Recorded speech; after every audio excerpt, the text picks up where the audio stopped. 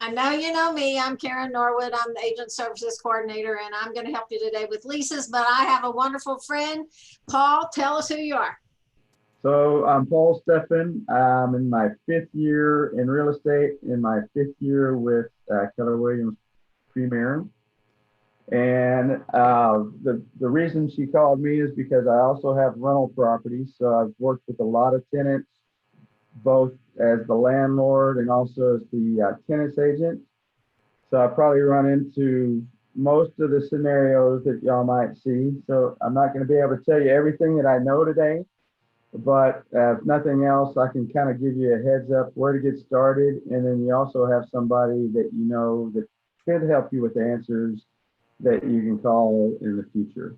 So You that's an betcha. added bonus of showing up today.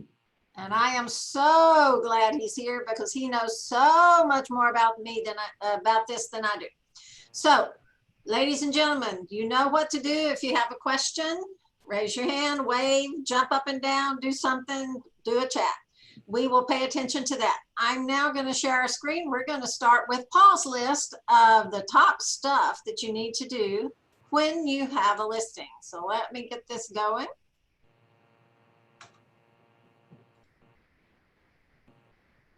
Okay. So, so I'm ready. So first of all, this is not a prepared presentation. So it's just me kind of going through my stream of conscience, how I approach the process. This isn't the first time I've gone through this though, because obviously a lot of new agents have contacted me for help. Um, so what we're going to talk about today is purely from the tenant side, from the tenant standpoint. So we're not going to talk about the landlord side.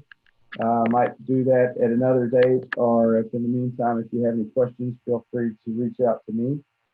And what I want to cover today is I'm going to go through kind of the how do you work with the client piece, and then Karen is going to kind of walk you through some of the forms and the actual the how do you actually get them in a lease, fill out the form, submit it to the office. I'm not sure how deep she's going in that, but I'm gonna tell you enough information for you to work with tenants to determine, number one, if you're going to be able to help them.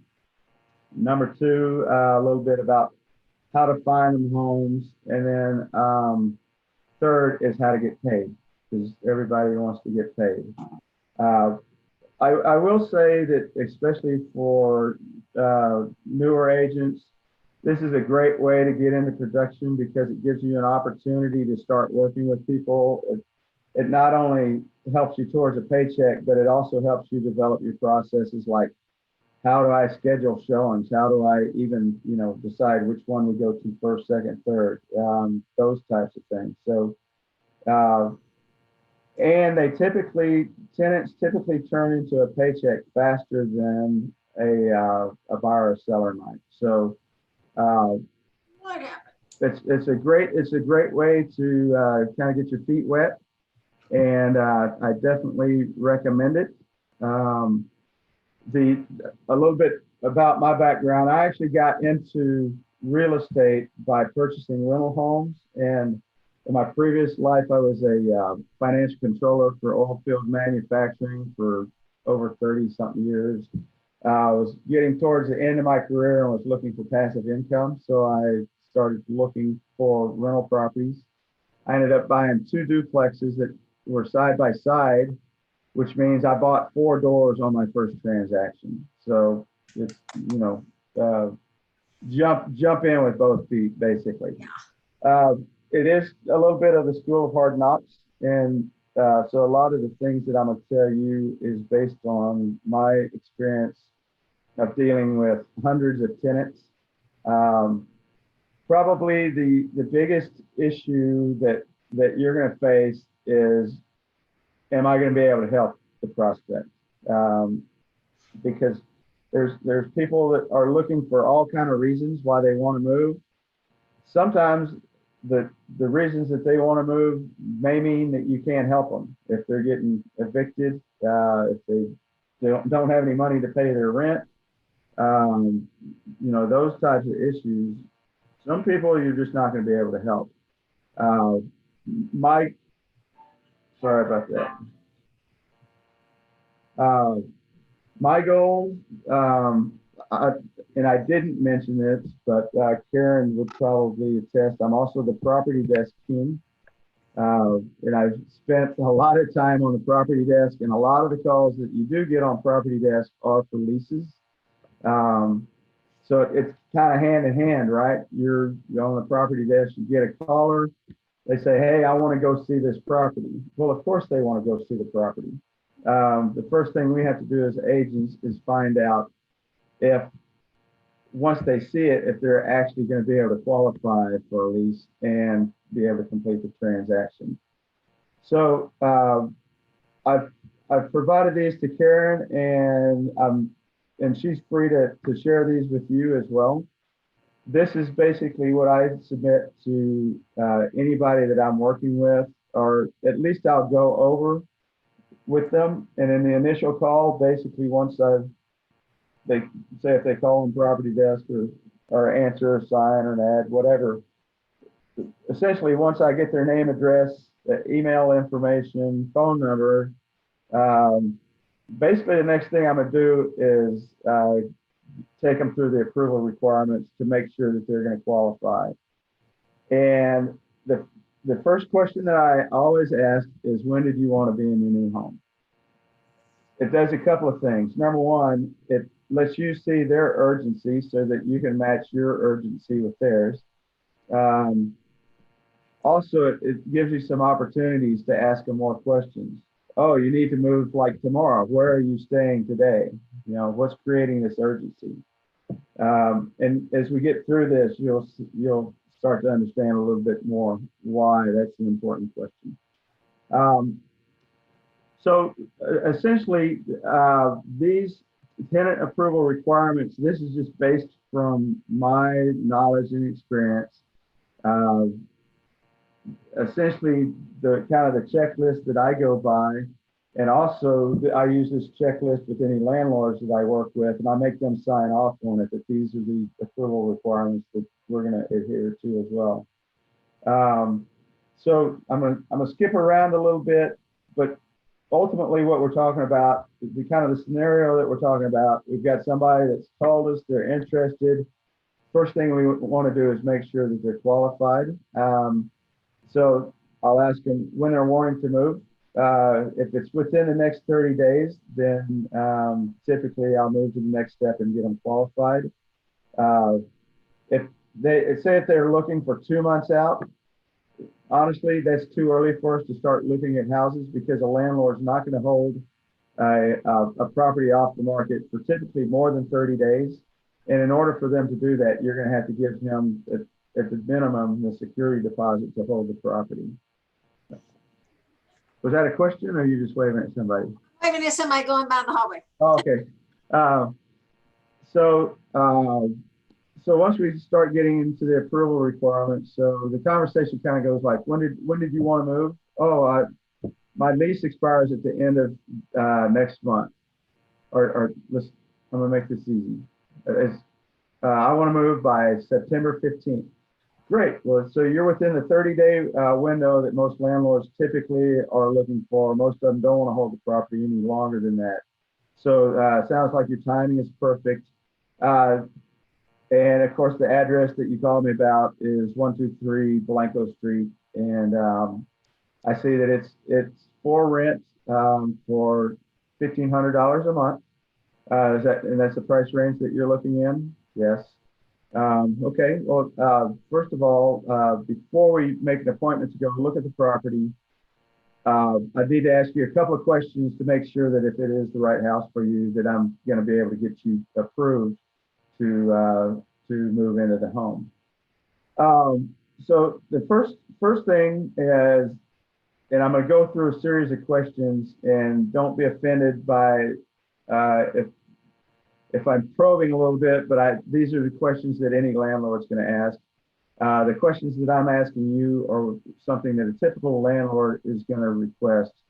Some of the parameters may vary a little bit, so and I'll kind of touch on them as we go through them. But the first thing I need to know from you, first of all, is have you had any evictions or broken leases? If the answer is no, that's great. If the answer is yes, then we're really going to have to dig in deeper on that one.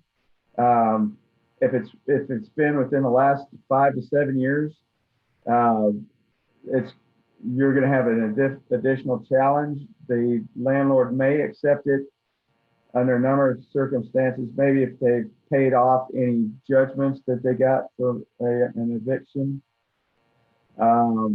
Maybe if they pay an additional deposit. So typically they'll want 1 times the monthly rent in a security deposit. So maybe if they pay a double deposit, they may be willing to accept them. And that applies to a number of things, not just evictions. Evictions is the hard one to get by because landlords, that's a big red flag. If you've been evicted once, if you let yourself get thrown out of your house, I don't want you living in mine, basically. But there's the way to overcome it, maybe a double deposit. The other thing that I usually ask in that case is, do you have anybody that can co-sign on a lease with you?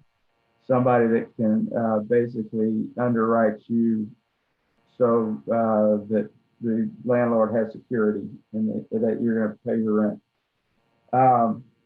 The other no's, and I call these a hard no, is if you've had any aggravated sexual assaults or crimes against persons, that's typically a no. And we just need to get that out front. I'm pretty blunt, and so I may go through the other requirements first, but I pretty much stick on these two are hard no's, and if I can't help them, I'm gonna tell them I can't help them because I don't want to waste my time. I don't want to waste their time on the phone.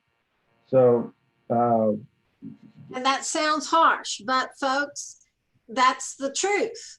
If you don't think, and Paul's been around a long time, especially on the evictions, and I know I've already talked to some folks who were trying to help someone who had an eviction and knew their story and took a lot of time calling the listing agents, trying to get at least to see the house. But sometimes you're just wasting your time. yeah. And the other thing that I can offer too is a workaround for those people is Camilo Properties, and this is my go-to, and they're awesome. And the reason I say they're awesome is because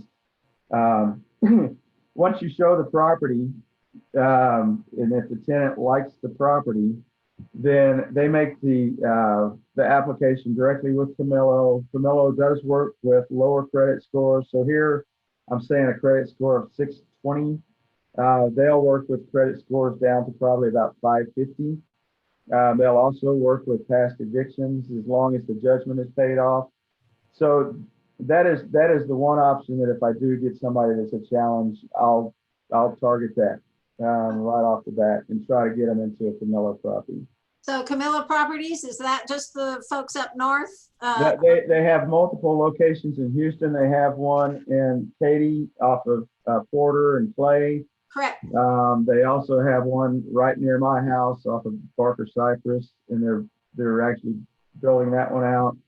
I just placed somebody in one in spring, and it was a $2,200 lease, and I'd never even met the guy. To this date, I haven't met the guy. He called me up. I helped him get in there.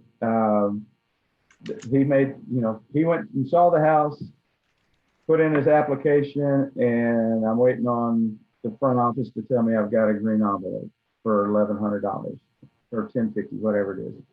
So, I got a question on the Camilo Properties. Does a specific agent put them in HAR, or how do you find them? So they are in the MLS, but I would go to their website because they have more. I think they have more properties listed on their website. Okay. And also, you can probably see the availability. We'll talk about availability in a minute. So so once I've kind of gone to the hard nose, then I'll start going through the qualifications. And so I'm going to just go through my spiel. So, okay, so it sounds like you don't have anything that's going to eliminate you right off the bat.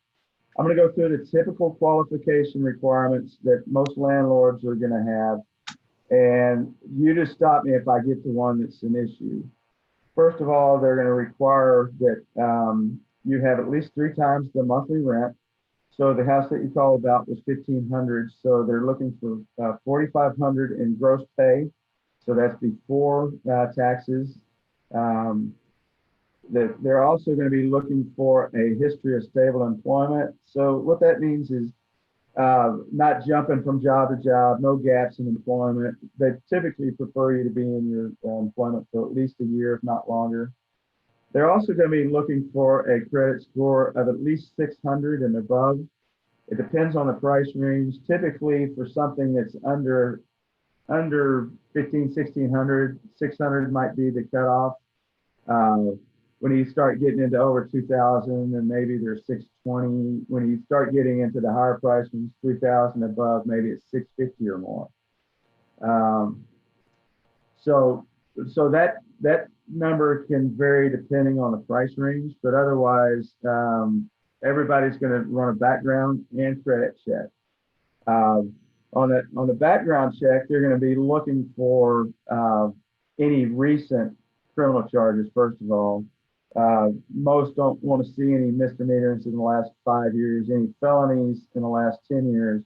Of course, we also mentioned no crimes against people, because honestly, you want the assurance that the people that are living in your home are people that you want living next to you. So that's why they're asking that question. They want to make sure that they have the right people that are living in the home. And I'm seeing the questions come up, and we're going to go through those in just a minute. Let me kind of get through the first step, and then we can answer some questions. As I mentioned, no evictions, broken leases, no bankruptcies, no or judgments. So, Mr. Prospect, do you have any problems with any of those? No. Okay, great. So that's one answer. There can be a bunch of other answers. One is, well, yeah, I got a little problem. If it's criminal history, then I'll dive into it and I'll ask them, when was the charge? Was it an aggravated charge? Was it, and most of the ones with the felonies, they'll own up to it. They'll tell you what the deal is. And so that, if you can try to help them, but ultimately when they say that, the first thing that comes to my mind is Camilo. They say, yeah, I make enough money, but my credit's not so great. Okay, tell me more about your credit. Well, it's like 580, and okay, so what's causing the lower credit score? Oh, I've got a lot of student loans. Okay, well, student loans typically are not as big a hit on your credit as slow payments or non-payments. So again, you're just going to have to dig in a little bit and start asking more questions to try to assess whether a landlord's going to be willing to consider them, and if they're willing to consider them, whether it's going to be an additional deposit, etc. So I know that I saw one of the questions that came through is there a service? Yes, and there's multiple ones. The one I use is mysmartmove.com. They charge $40 per applicant. And we'll kind of talk through the process in a minute. I use MySmartMove because you create the property, you basically create the request for the background check. The tenant pays for it with their credit card, and it's quick. It takes 30 minutes. So that's the one I use. Other people use other services. That's for the price and the service. That's the best one. Yeah, my smart Yeah. move has been around a long time and a Yeah. lot of folks use it. Yeah. Let's see.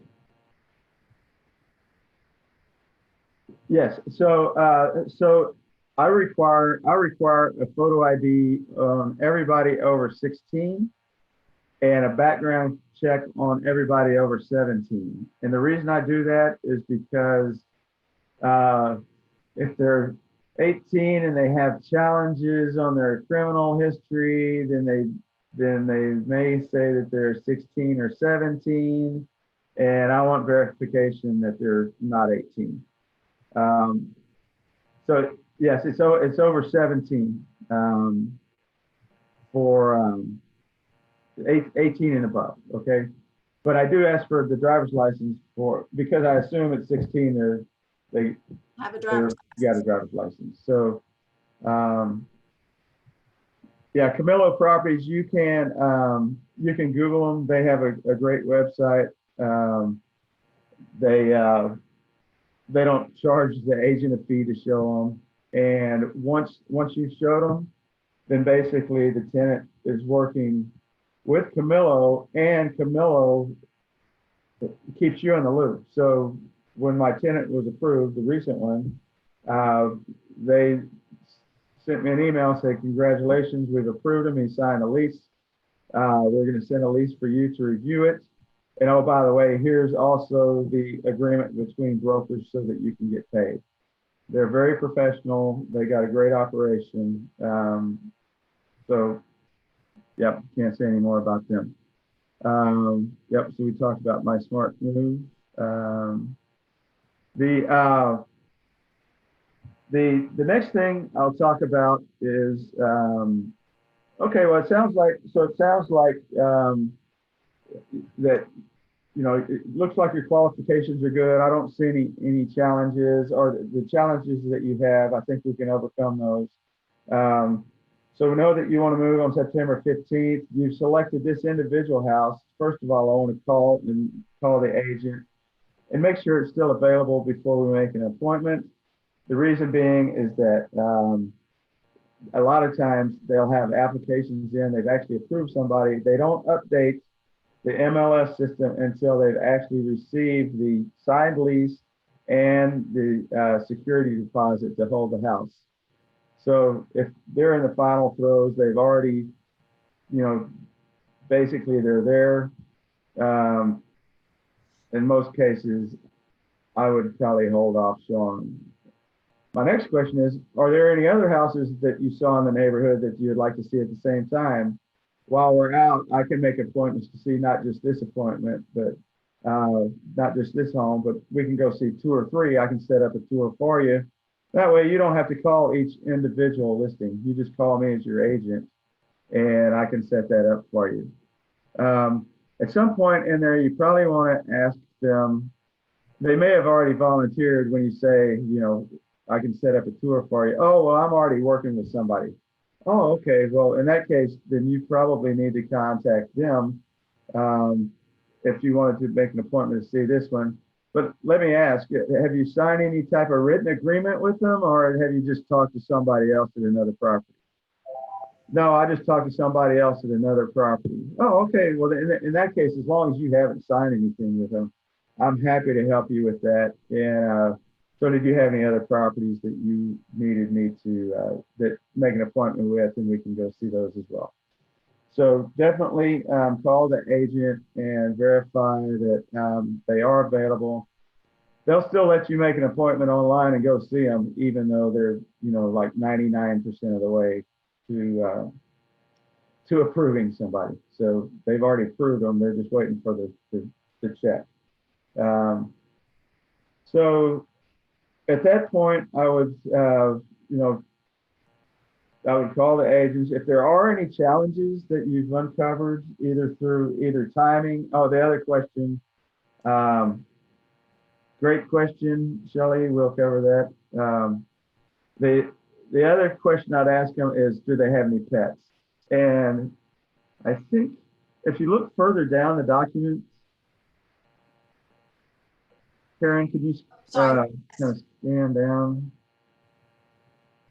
I think keep going, keep going, keep going. I think I actually give you a list. This is, you can keep going. It's like a, yeah, there you go. This is like a list of screening questions that I might have. So I kind of took you through my initial qualification conversation. But if I'm on the landlord side, here's some additional questions that you might want to go through with them as well.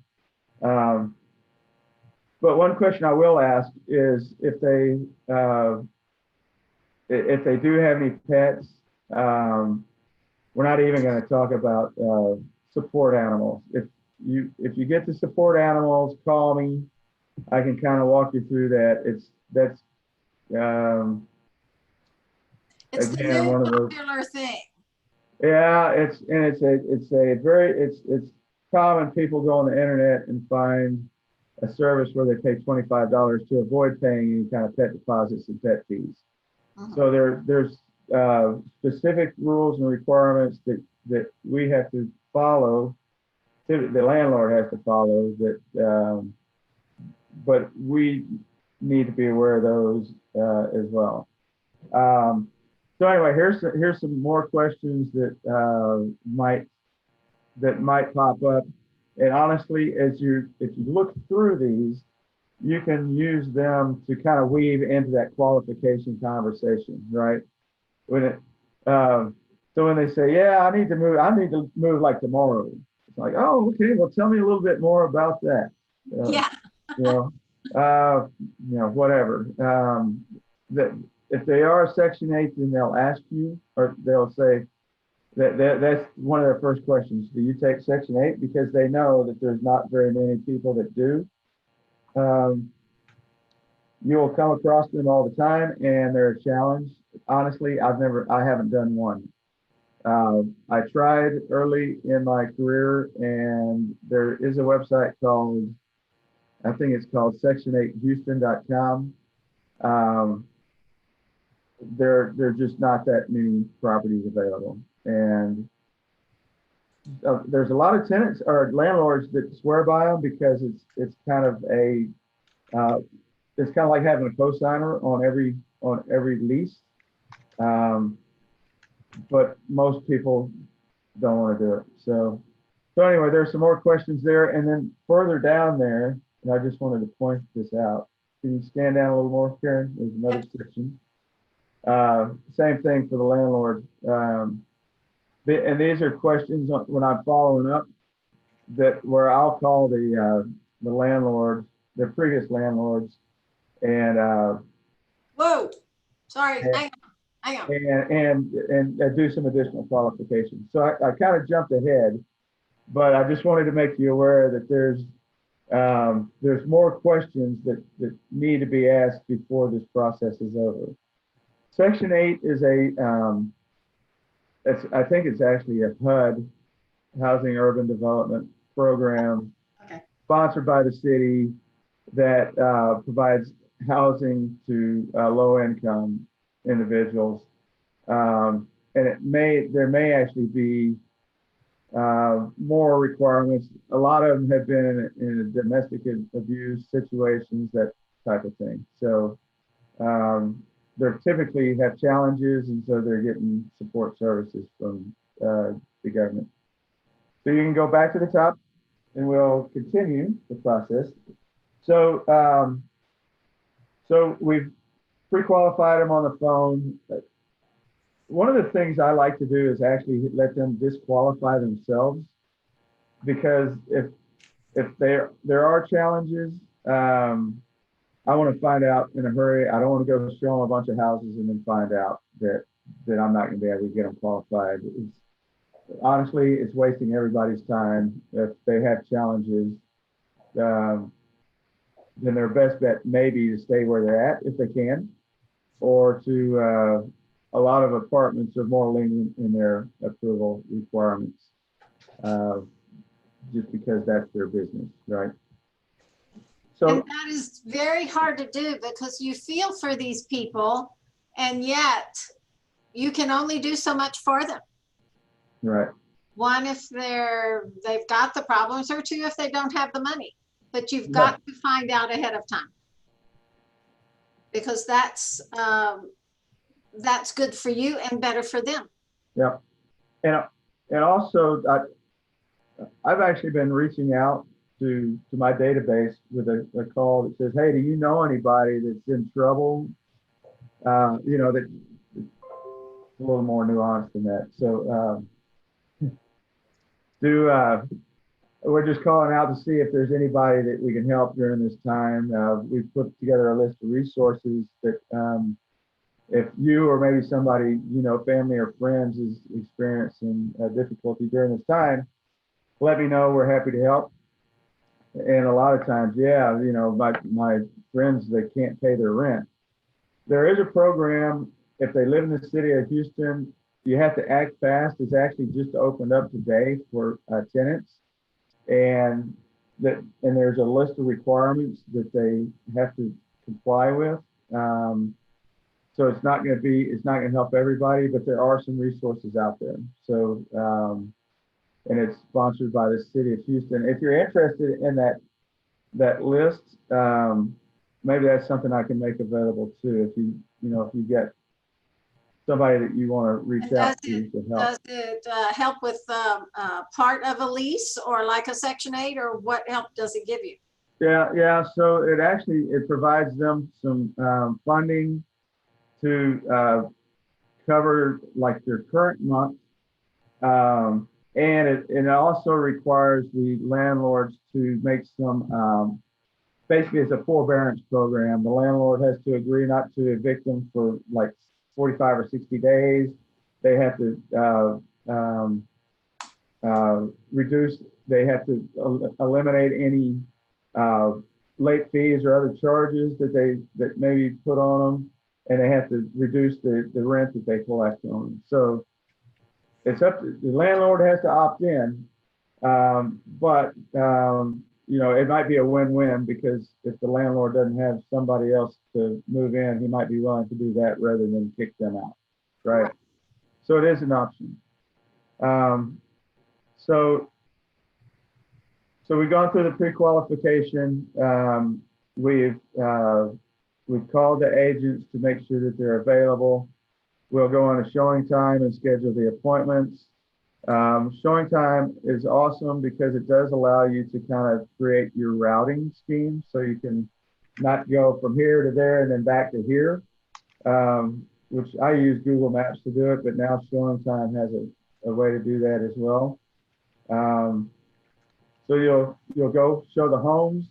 If you find the right one for them, then the next step would be to, okay, so we're in the house. So how does this house appeal? Yeah, this is a perfect house for us. It's the right price. Yep. So what do we do next? Okay. So the next step is I'm going to send you the Texas lease application. Like I mentioned, actually I may have not have mentioned. It does require everybody in the home that's 18 and above to complete an application and do the background and credit check.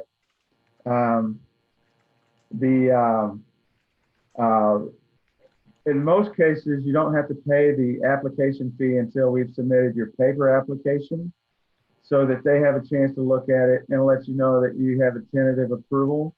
Some of the bigger property managers want you to apply online in their portal, and a lot of times they'll also require you to pay your application fee up front.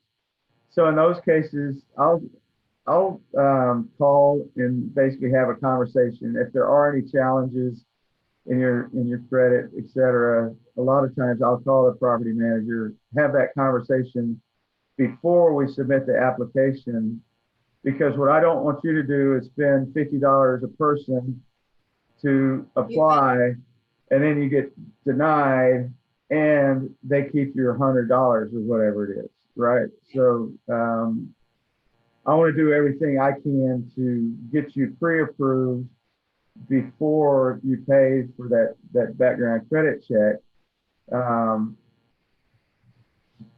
so that we know that, that you're not going to miss out, Yes. or keep spending your money. With My Smart Move, I can download that.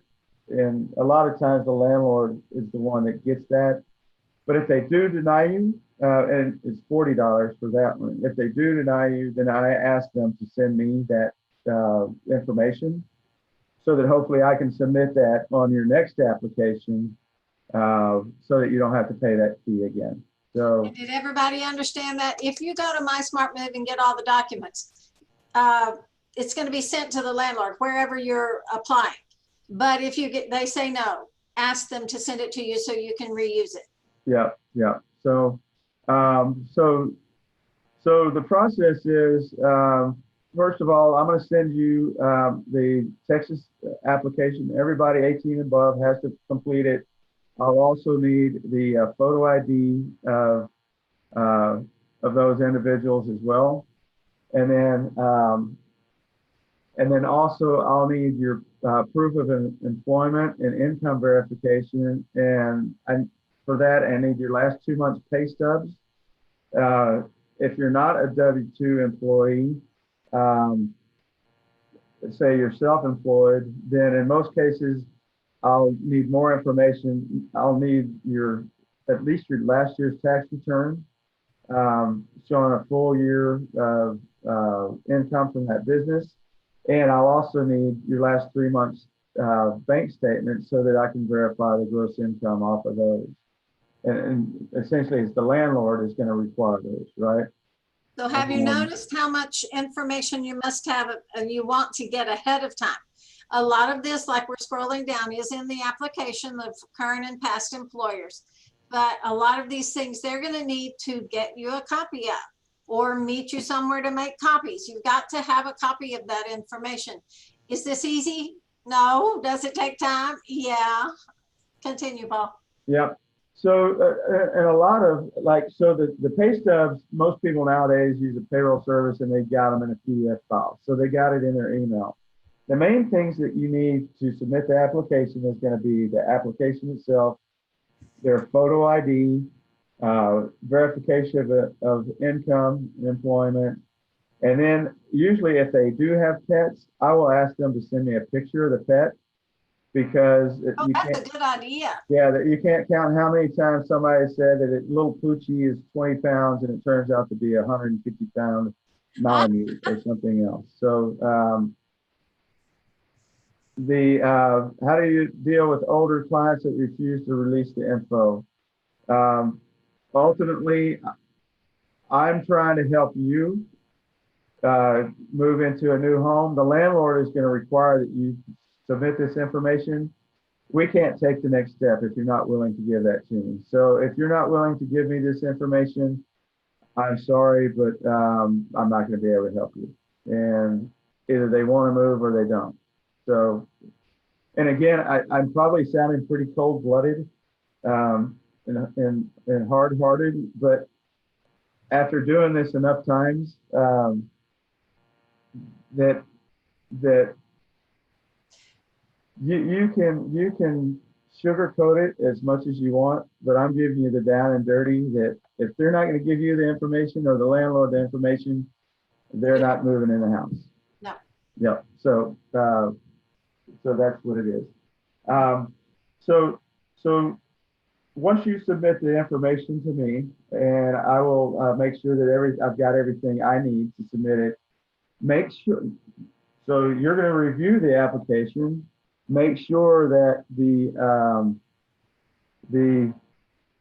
right here, that box is checked, real estate agent, and your name and phone number and email is checked, so that you're submitting the application and basically confirmation that you're representing that client, right?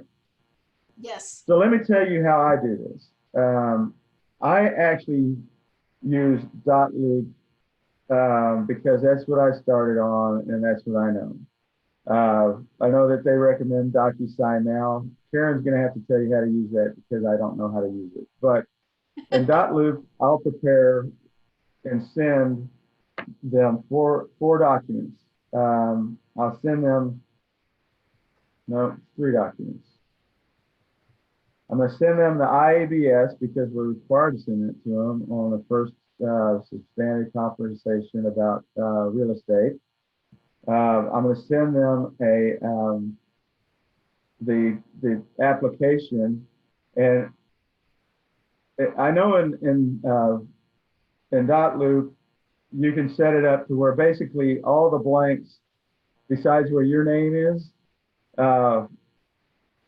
you can have it basically assigned to anybody so that they can go in and complete all the blanks. And you can, and also, obviously you can have them initial and sign it. That's the easiest way for them to fill it out. It's a pain in the butt to fill out the application regardless of whether it's on paper or in the electronically, because there's just so much information that they're requiring. It's 3 pages of information. And whether if they're trying to do it on their phone, it might be tedious. If they want to print it out and send it back to you, that's fine. They can take a picture with their phone and send me each individual page. I can deal with that. I can load it. I can combine them back up into a PDF. The easiest way to do it for me as an agent is then to complete it electronically. You also have to make sure they sign the 4th page of the application. And I typically leave the very top line and the last page blank where it says who's authorized.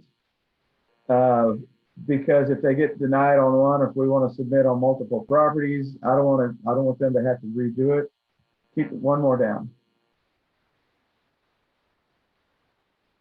This authorization to release information. So you need this. I just have them put in their name and sign it. That's okay if they want to put the address in, etc. Number one, we don't know typically who their representative is. It could be the landlord. It could be the landlord's agent. So that's why I usually leave it blank. Okay. The only thing we really need is their name and their signature on this form. And then that anybody that has the form can is authorized to get that information. What about the very top form, top paragraph of this that talks about? Yeah, the top paragraph, I just want their name in it. Right here. Yeah, and that one, typically I'll leave that blank as well. And so I'm gonna address that. So if there's anything in here, if we pretty much know we're gonna get the property, that there's no other applications pending, I've got an A-rated tenant, then I may fill it in. If I'm pretty comfortable that we're going to move to the next step, then I'll fill it in. Otherwise, I'll typically leave it blank. And then when I submit it to the agent, I'm going to send it to them in an email. And the email is going to say, hey, this is Paul. We talked whenever, because we talked, right? I already called her and kind of went over the scenario with her. And a lot of times when my smart move, when it asks for the feedback is we're submitting an application, right? So she already knows one's coming. He or she, they already know one's coming. So in the email, I'll say, hey, you know, as I promised, I'm submitting an application for my client. By the way, they're now your client because they signed the client representation agreement. Congratulations. I'm submitting an application for my client, and as we discussed, they wanted to move in on September 15th. Our understanding is the rent is $1,650 or $1,500. You indicated the security deposit was $1,500. Please clarify, based on the MLS, you said that there was a $200 pet deposit, right? Basically, I tell her all of that stuff. I keep saying her, I don't know why. I tell them all of this information in that top section in an email when I submit the application. if there's any repairs required, I'll do that in the initial in that initial email. And the reason I do that is because I'm lazy, and I don't want to have to go back through this process with the applicant again. I want to be able to keep reusing that if I can. You bet. And basically, um, if the listing agent, if they want to fill that information in on their application form, they can. They can put the boxes in there and fill it in. I've done that in the past as well. So we submit the application, all the supporting documents, pictures of you and the pets. Send an email, basically saying my final comments are, my tenants are well qualified. They're great tenants. You can follow up with their existing landlord that they have listed. The pictures of the tenants are only going to be on their driver's license. So I wouldn't send pictures of the family. You're kind of stepping into potential areas of discrimination, and you're putting the landlord and the listing agent in kind of a precarious position, because now they may be just discriminating based on family status if you submit a picture of the family, right? So I wouldn't do that. Right? Say it again. So just pictures of the pets. Pictures of the pets, and then of course the picture ID, right? Yep. So, yep. So so of course then the listing agent's going to review it, make sure that they got all the information they need. They may give you some feedback. Sorry, this one I misunderstood. I don't think they're going to qualify, or are they able to get a co-signer? Are they able to pay a double deposit? They may have some questions, and then they'll present it to the landlord. Ultimately, it's the landlord's decision on whether or not they accept the tenant, right? Or the landlord of the property. The property management still, in most cases, is going to go to the landlord to get the final approval because it's their property. If they do come back with an approval, then at that point, if they come back with a tentative approval, at that point, they'll, in most cases, send over the My Smart Move, or if they have another service that they use. You may have already submitted your information to a property manager, and they already have it back and can already see it. My Smart Move usually gets an answer back in 30 minutes to an hour, so that they once the tenants have submitted their credit card, then that can happen pretty quickly. The next step So right now, the only monies that are out are just the money for My Smart Move, because they've looked at applications and made calls and all that. Exactly. So once they do get the final approval, after they've received the background credit check back, get the final approval, typically the listing agent will let you know that they've been approved, that they're going to provide you the lease, as well as typically the tenant pays for the background check. Very few landlords will do it. Camilo may be one that does, actually.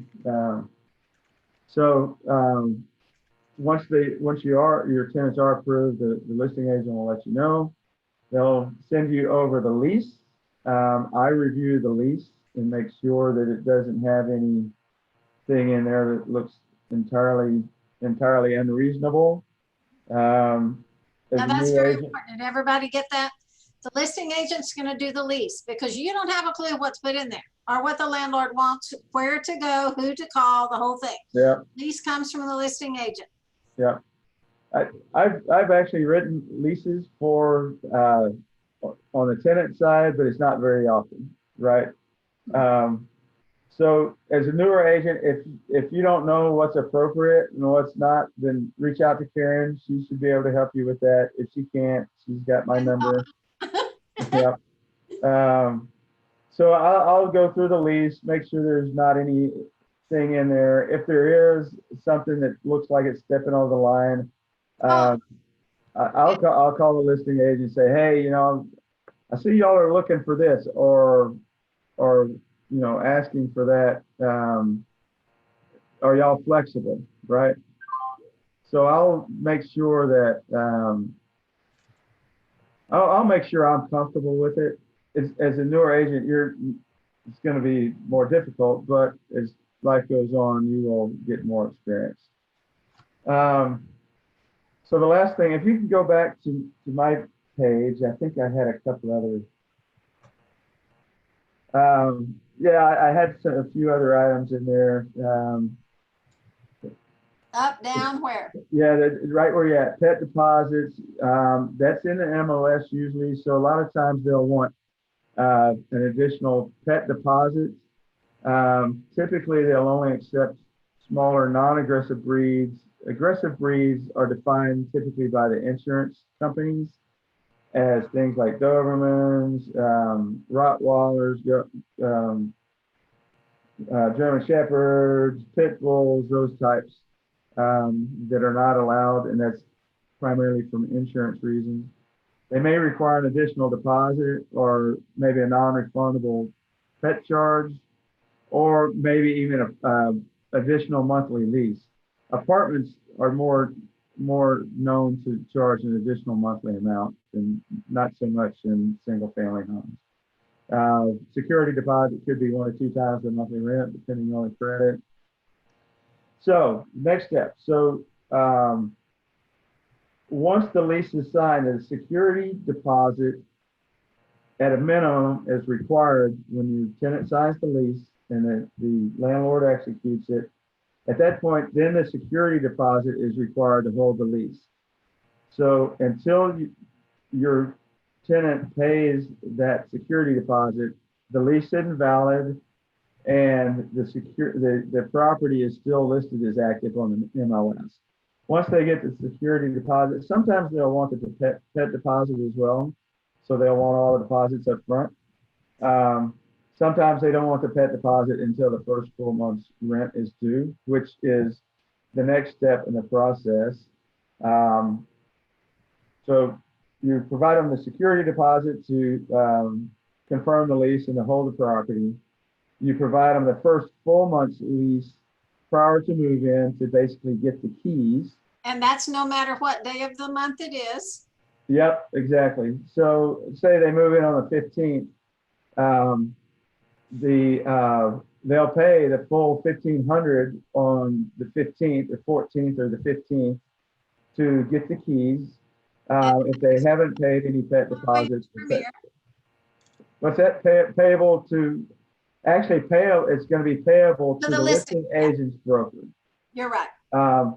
And the reason for that first full month's deposit, you may wonder why, is so you get paid. So this is important because essentially the tenant is paying our fee and the listing broker's fee through that first full month's deposit.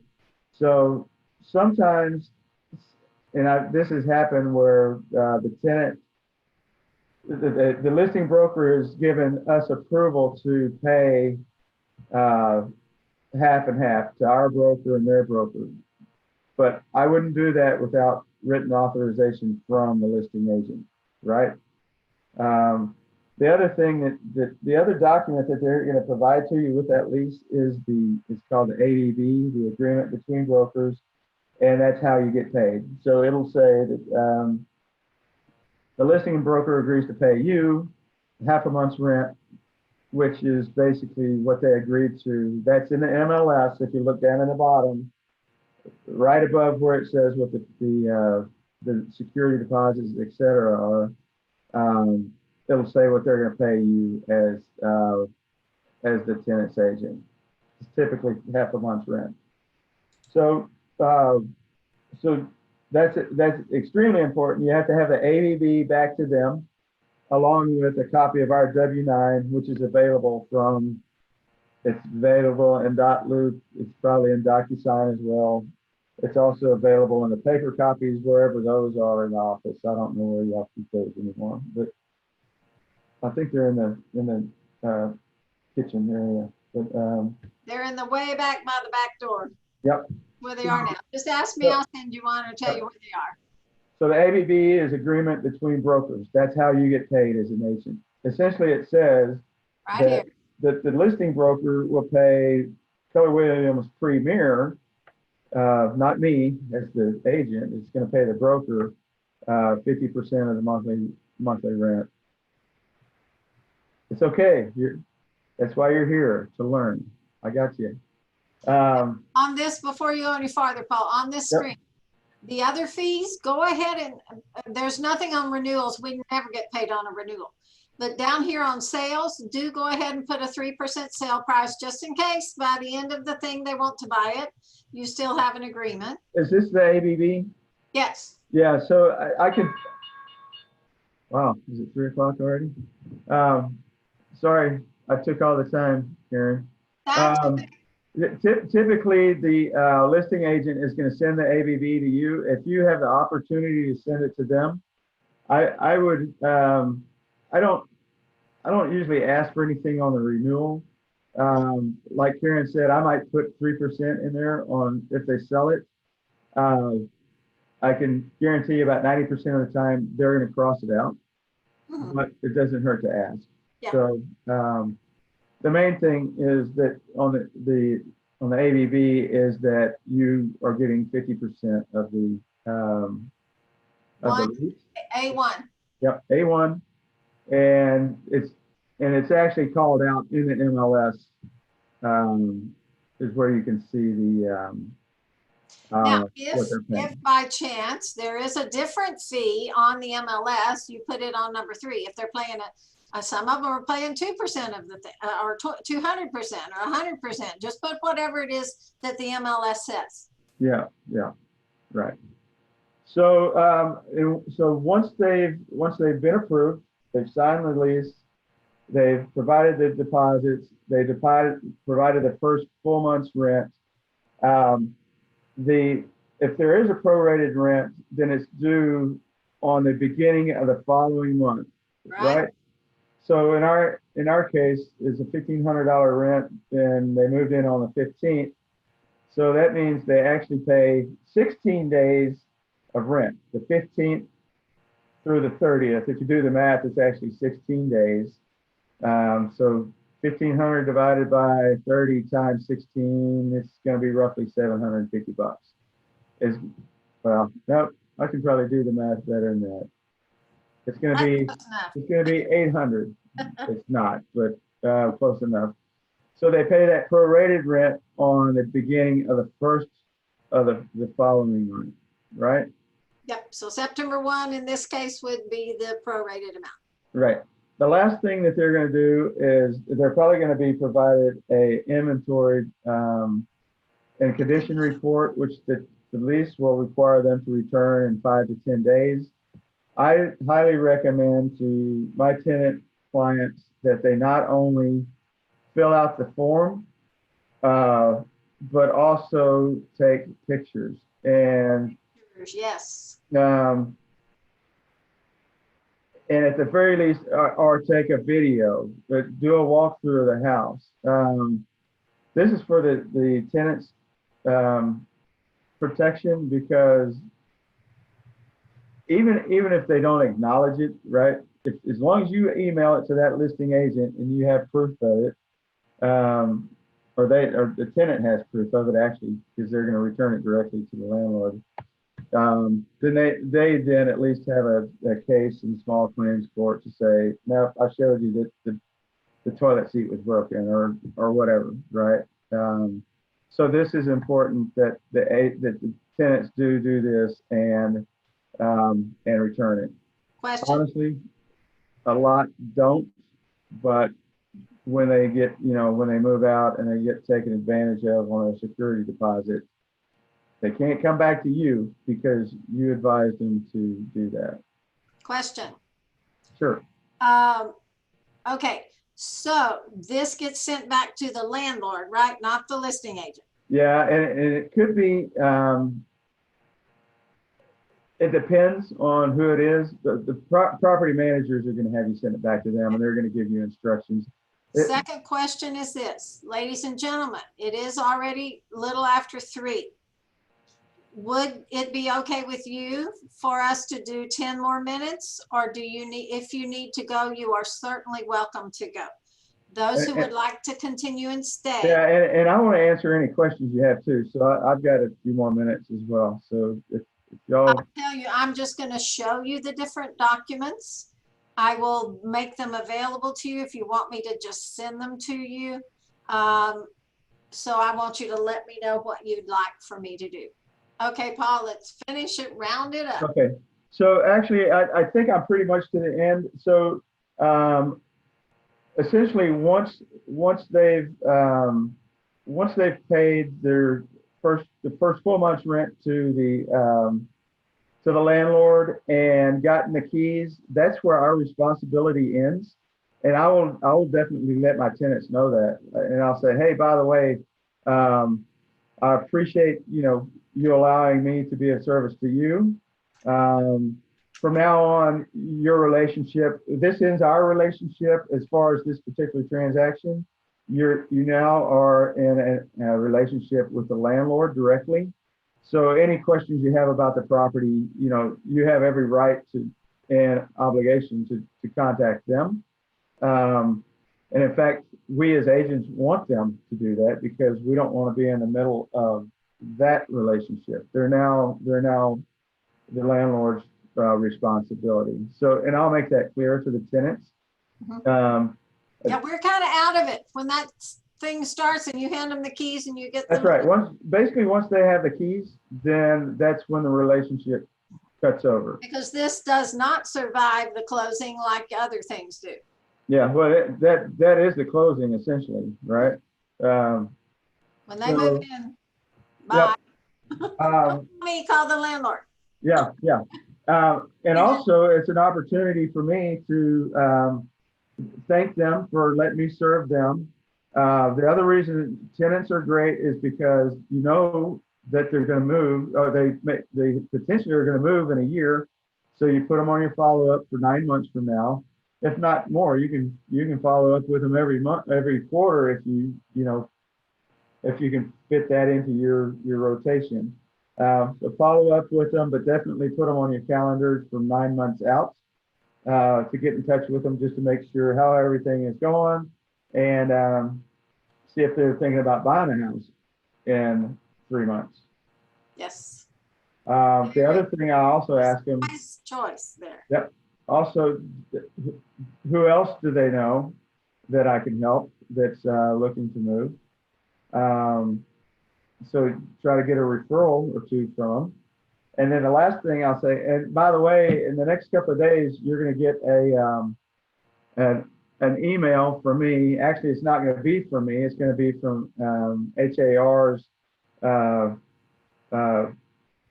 customer experience. And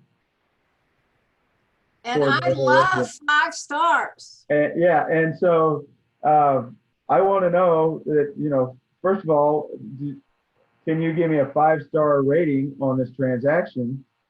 And if they say no, then I'm going to find out why. And I'm going to try to talk them into giving me a 5-star rating. Here, I've got a quick, 1-minute story on why you need to do this. I do this on everybody now. I send them an email before I send them out the experience rating and say, hey, thanks again for let me help you on this transaction. If there's, can you do something to help me? Can you give me a 5-star rating? It's really going to help my business. And if you can't give me a 5-star rating, can you give me personal feedback so I can do a better job next time? Basically, what it does is it puts in their head, man, if I give them less than a 5 stars, I'm gonna have to call them, and tell them. Yeah. A lot of times it's easier for them to give you a 5-star than not. My first transaction, my very first transaction, was a friend of mine, and she gave me a 4.5 or on knows the area. It was all the way across town. And so my current rating with on HAR is a 4.98, and this is after 5 years and 36 transactions. It'll never go to 5. Thanks, friend. It'll never go to 5. That's literally, I think I've had 2 that were not 5s, and one was like they were both like 4.5s. So, but use that opportunity at that handover. So hand over the responsibility to the landlord, and also use it as an opportunity to get referrals from them, to put a bug in your ear. Hey, and by the way, I'm going to call you in 9 months, and we're going to start looking on getting you ready to buy a house. So now they got that in their head. They know that, okay, we're going to, that's our next step. And then also the experience rating, the 5 stars. You got any extra money monthly, put it aside for down payment. Yeah. So Paul, you were wonderful. I'm going to go through a few documents, and then I'm going to send everybody all of these in an email. great. So I'm actually going to jump out and get back to what I was doing. Just looking through the questions. I think we answered everything. Did anybody else have any questions? You can hit your space bar. I have a quick question, because I had to deal with some elderly couple trying to move them, and they had the hardest time releasing any information, or they did not want their credit run over and over with every single application that they put in. Yep. And so how do you ease their mind in something like that? So here's 2 ways. So Mr. Tenant Prospect, here's 2 ways that I'm gonna help keep you from not only getting your credit run multiple times, but also help you save money. What I'm gonna do is I'm gonna get all of this information up front. I'm gonna review it first as if I was the landlord, to make sure that if there's any questions that we answer those up front. And also, if there's any additional information that I think that we need to submit, then I want to make sure that we have everything that we might need up front to get you approved on the first home, available to submit. So, obviously you're motivated to move, you want to move, you just want to avoid multiple credit hits and multiple application fees, right? Right? Yes. So in order for me to do that, I need for you to give me all this information now, and I'll go through it. If there's anything else that I think that I need, I'll make sure that I get that from you. So one way that I'm gonna help you is I'm gonna make sure that we submit everything that we have up front. The other thing I'm gonna do is I'm gonna talk to the other agent and hopefully make sure that we have a tentative approval before you even have to pay for a background and credit check, and get you pre-approved so that we get you qualified and approved on this house. Does that work for you? The more information you can give them with the application, the better. Right. Right. That help? Yeah, no, that was awesome, because it was super not fun to deal with them. Yeah, and sometimes you kind of have to get, okay, if this was my grandmother or grandfather, how would I treat them, right? Right. You want to help them. In order for me to help you, you have to help me with this information. Yeah, for sure. For sure. Thank you so much. You're welcome. Any other questions for Mr. Paul? All right. Fantastic, sir. Thank you. So yeah, my smart move, probably 80% of the time you can reuse it. Some agents will want to run it themselves just because they don't necessarily trust where it came from. I asked them to send me, there's actually 4 pieces to it. There's the credit check, which it looks like a typical credit report, including a credit score. It's got an eviction check. It's got a criminal check. And the other thing I do is ask them to make sure to give me the screenshot of the summary page, because it tells whether they recommend them to approve or approve, review, or not approve. And it also has that credit score on it. So I ask them to send me all 4 of those. And usually when you have all of that, then you're able to use it. All right. Well, I'm out of here. It's lunchtime. Sure, appreciate it. All right. Y'all take care. And Karen has my information. If you ever have a question, give me a call. I'm happy to help. You bet. All right. See you guys. I will put Paul's information in the email that I send you. Okay, so we have his list here and some wonderful information that he gave us there. Then this was a criteria list, how to help tenants and tenant requirements here. I've got a copy of the lease. Again, this needs to be filled out by the listing agent for you because there's so much in there you don't know. Just make sure they have your tenants' names. The application, again, you can send it through. He was talking .loop. DocuSign also has place for you to send it, and they can fill it in electronically there through there. Inventory and condition form. In the lease, it tells how many days they have to send this, and I love the video idea. The pictures are at least the least amount, but pictures are wonderful. Okay, here's the hole in the wall or whatever. So make sure the pictures get sent also. The agreement between brokers is the information that gets you paid with the landlord, between the landlord and the tenant, the 50%. Usually nothing on renewals, but sales, put in the 3%, see if you can get it by. The pet agreement is next. You'll have to tell exactly what kind of pet it is, how big it is, what size it is, whether it's neutered, how much money is gonna, and if you have problems filling this out, you can also ask the listing agent to do that for you. You can tell them it's just a 2-page. Disclosures, do you know if they've ever bitten anybody, or are they ugly and mean? They might say no because of it. Now, is anybody gonna lie about this? Well, probably if they're dog in there, but nevertheless, you have to answer. Pool spa. If you got a pool, who's going to take care of it? If it's a regular scheduled somebody, then you're going to have to put them in. And that's 1 page. Some offices ask for a bed bug addendum. All depends. If they're aware that there is any or they're not. I have 2 lists here, one for a listing for lease. These are the documents you probably will be asked for by Lorraine.